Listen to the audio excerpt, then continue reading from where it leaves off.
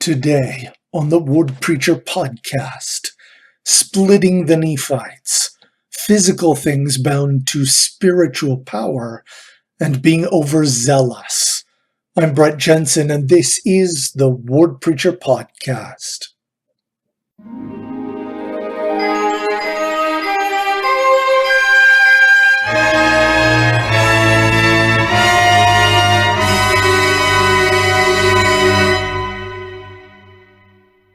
All right, today we are looking at Mosiah chapters 7 through 10 in our Come Follow Me reading. So there are a couple of events that will be going on here as we get into these next few chapters in Mosiah that can be a little bit confusing. And so I wanted to talk a little bit about just an overview of what we have so far in terms of the splitting of the Nephites. The family of Lehi, where our main story began in the book of 1st Nephi. So Lehi's family left Jerusalem and arrived in the Promised Land, where they lived together for a short time. But after Lehi's death, Nephi took those who believed in Christ, his own family, the families of some of his brothers, and their families, and they fled north to a new area several days' journey away, and they called this land the land of Nephi. And his people lived in that land for centuries. This was their home, and they were able to be divided from the Lamanites and have a defined border that they could protect to defend their culture and their faith in Christ. Now, Mosiah, the father of Benjamin, led his people north again to a land called Zarahemla, out of the land of Nephi to this new land further north, Zarahemla, where the Nephites joined with another people, the people of Zarahemla. Now, after they had arrived and kind of got settled and some time had passed, some of the original Nephites wanted to go back to the land of Nephi. One of them was a man named Zeniff, and he was successful in establishing a society in the land of Nephi for several years. Now, it's going to get more complicated as we continue reading, so we'll probably revisit this with additional detail later. But just the overview for purposes of our reading this week. Ultimately, King Mosiah, the son of Benjamin, not the father of Benjamin, but the son of Benjamin, he wants to know what happened to the people who had left Zarahemla, led by Zeniff. So he sent a man named Ammon, not his son Ammon, a different Ammon, and Ammon took a group of individuals to go and seek these people out. Eventually, they get captured and brought to a man named King Limhi. King Limhi is the grandson of Zeniff. So a couple of generations have kind of passed. And when Limhi learns that Ammon and his group have come from Zarahemla, he is very happy because his people are not doing well. He had sent an expedition up to find Zarahemla and ask for help, but his men got lost, and instead they found a land that was covered in bones and ruins, and they found 24 plates that they could not read. Limhi thought that they might be the last of the Nephites, so he was very happy to learn that he was wrong. That kind of sets up our scenario here for the next thing that I'd like to talk about. Physical things bound to spiritual power. Now, from the days of Adam, physical things have been tied to spiritual benefits, to spiritual things. For example, when men sacrificed offerings to God, their physical killing an animal represented a connection to spiritual power, helping them look forward to the time when God himself would make a sacrifice that would provide spiritual power. This connection was very important. And it's not only through this particular means. Aaron had a rod, the brother of Moses, and it was used in several different places in miraculous ways, causing it to blossom and develop almonds, and causing it to become a serpent and eat other serpents. It was connected to spiritual power.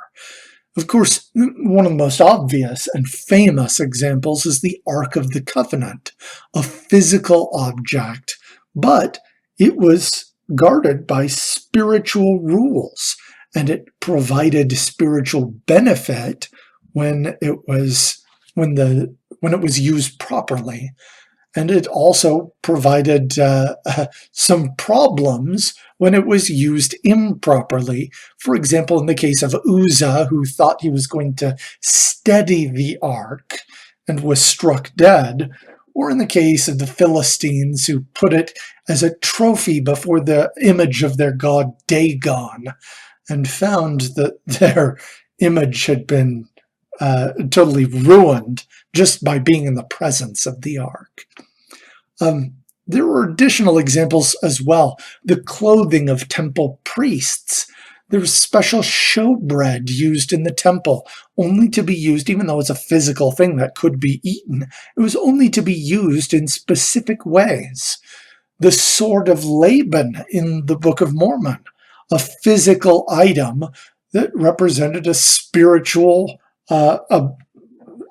obedience that Nephi had and passed on to his posterity, that they would be defended if they followed the Lord. The liahona, another physical object that literally only worked conditional on the faith and righteousness of those using it. And we come to the items in our reading today, seer stones. Let's read a couple verses.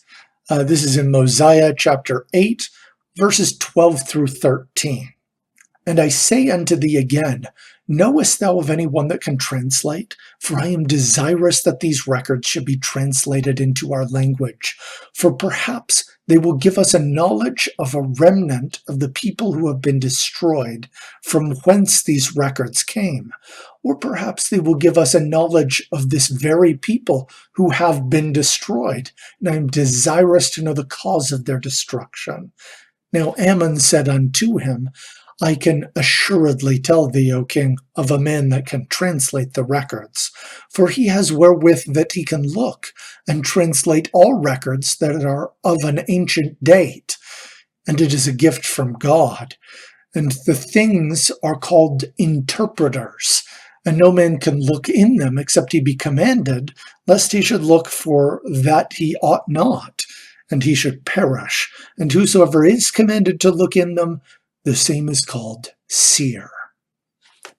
So here we have King Limhi, as we discussed before, who had these records that he wanted interpreted, and Ammon explained that King Mosiah had access to physical items, interpreters, seer stones, through which a person could look and receive spiritual knowledge.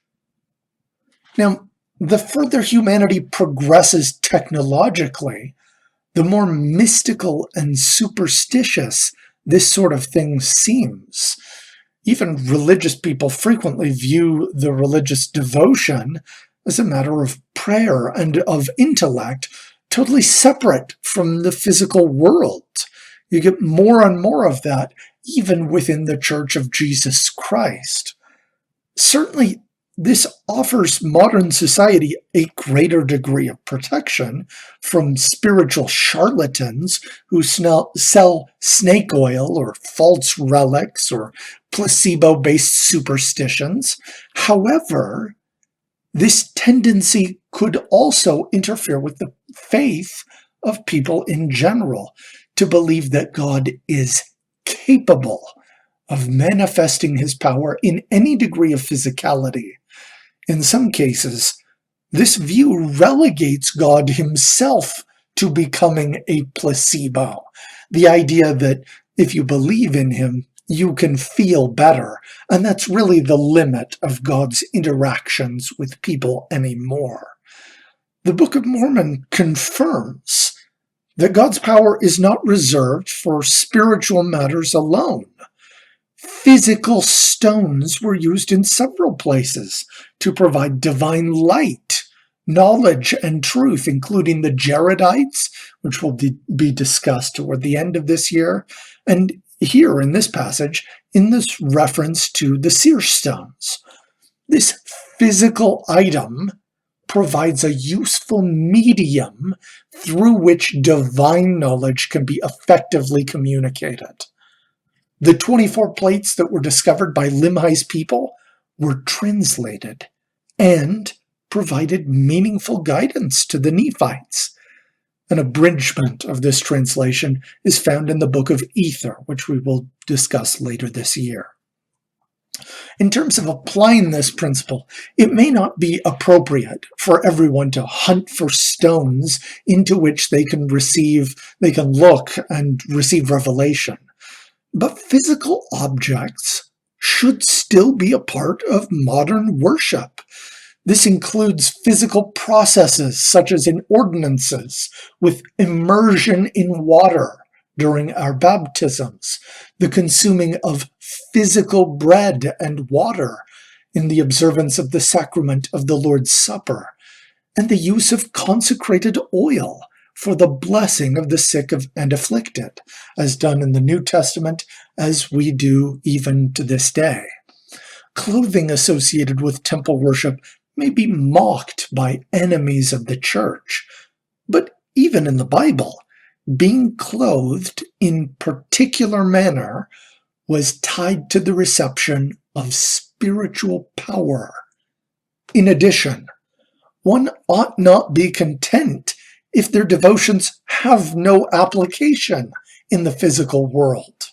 This is the faith should intersect with our actions. Praying for the poor and needy without actually imparting goods or service or money of our own substance to help them is not actually living our faith. Expecting spiritual support in marriage without living the physical aspects of chastity and fidelity is not actually living our faith. Believing that we are the children of God, sent here with a specific purpose, and then neglecting our bodies or refusing to live the Lord's commandments in the word of wisdom, is not actually living our faith. Religion that has only spiritual and no physical components provides minimal spiritual benefit and no physical benefit. Just as a spirit and body are joined together in every human being, so should the spiritual and physical elements of our faith be joined. This is central to our purpose here on earth. All right. After this introduction, we get into the record that begins with Zeniff. Zeniff explains his process in coming out of the land of Zarahemla to return to the land of Nephi. I can imagine that if you had been in a place for centuries and you were forced to leave, that might be painful. And I imagine that you would hope that any sort of move away from that, you would want that to be temporary. Who wouldn't want to eventually reclaim what was lost? But if that's the case, why did Zeniff describe his desires as overzealous? Let's read the passages. This is Mosiah chapter 9, verses 1 through 4. I, Zeniff, having been taught in all the language of the Nephites, and having had a knowledge of the land of Nephi, or of the land of our father's first inheritance, and having been sent as a spy among the Lamanites, that I might spy out their forces, that our army might come upon them and destroy them. But when I saw that which was good among them, I was desirous that they should not be destroyed. Therefore I contended with my brethren in the wilderness, for I would that our ruler should make a treaty with them. But he, being an austere and bloodthirsty man, commanded that I should be slain. But I was rescued by the shedding of much blood, for father fought against father, and brother against brother, until the greater number of our army was destroyed in the wilderness. And we returned, those of us that were spared, to the land of Zarahemla, to relate that tale to their wives and their children. And yet, I, being overzealous to inherit the land of our fathers, collected as many as were desirous to go up to possess the land, and started again on our journey into the wilderness to go up to the land. But we were smitten with famine and sore afflictions, for we were slow to remember the Lord our God. Nevertheless, after many days wandering in the wilderness, we pitched our tents in the place where our brethren were slain, which was near to the land of our fathers. All right, so in this passage, we have a description where Zeniff seems to be the level-headed one. He sees that which is good among the Lamanites, and he argues that there should be a treaty, that maybe they can get this land back, that things can work out peacefully. And there's a big fight over that when he is ordered to be executed. So would that not have been the overzealous position, the one who says we should kill them all and anyone who disagrees with me should be killed? I would also call that man overzealous. Zeniff's justification for himself being overzealous comes a little bit later. He says this, "And it came to pass that I went again with 4 of my men into the city, in unto the king, that I might show of the disposition of the king, that I might know if I might go in with my people and possess the land in peace. And I went in unto the king, and he covenanted with me that I might possess the land of Lehi Nephi and the land of Shilom. Now it was the cunning craftiness of King Laman to bring my people into bondage that he yielded up the land that we might possess it. Therefore it came to pass that after we had dwelt in the land for the space of 12 years, that King Laman began to grow uneasy, lest by any means my people should wax strong in the land, and they could not overpower them and bring them into bondage. Now they were a lazy and an idolatrous people. Therefore they were desirous to bring us into bondage, that they might glut themselves with the labors of our hands, that they might feast themselves upon the flocks of our fields. Therefore it came to pass that King Laman began to stir up his people, that they should contend with my people. Therefore there began to be wars and contentions in the land." All right, so the overzeal is that he did not see through the ruse that King Laman presented. He did not recognize the danger of their enemies because of the degree with which he wanted to possess this land. That realization only came after his people were attacked, and some of them were slain and robbed. That recognition is really important. A person with the best intentions, who attempts to act in the right way, can still miss danger and suffer as a result. Now, of course, I'm not saying Zeniff is a bad guy here.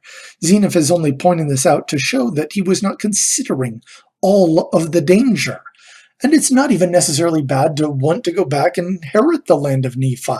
I think wanting to do this in a peaceful way was perfectly okay.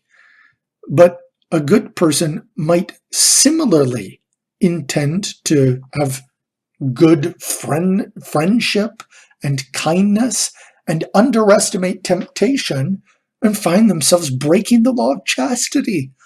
A good person might intend to learn something from critics of Christ or of his church, overestimate the strength of their own testimony, and find themselves vehemently fighting against those they once loved. The point is, being overzealous in this case means ignoring actual danger. And the best defense against this is not crawling up in a hole and burying our talents and waiting to die lest we make a mistake. It's multifaceted, but part of it is learning from the mistakes of others. We cannot afford to neglect the scriptures. There are a lot of people who have been faced with similar ideas with which we are confronted. And we can learn a lot about the consequences of choices that they made. It's also about becoming humble, being willing to receive correction without becoming bitter or resentful is not easy to do. But it can make a huge difference when our leaders, who are able to spy real danger or warn of actual distress, give us counsel. It's worth being humble and following that counsel.